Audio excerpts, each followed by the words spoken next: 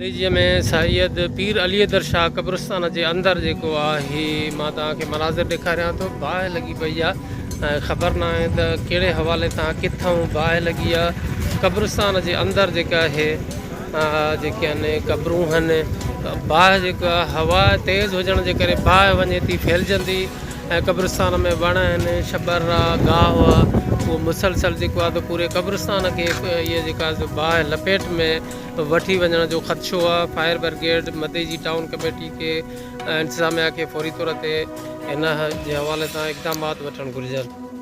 इहे जेको सैयद पीर अली दर शाह कब्रिस्तान आहे, कब्रिस्तान जे अंदरि जेको आहे अचानक के ख़बर न आहे कीअं जेका बाहि वकोड़े वई आहे। अंदरि जेके आहिनि क़बरुनि खे ऐं क़बरुनि जे मथां जेका छबर आहे या वण ॿूटा आहिनि, हीअ बाहि जेका वञे थी पई वधंदी हवा या तूफ़ान जे करे बाहि कंट्रोल खां ॿाहिरि निकिरंदी थी वञे ऐं हीअ पूरे कब्रिस्तान जे अंदरि जेको आहे वञे थी पई बाहि फैलिजंदी।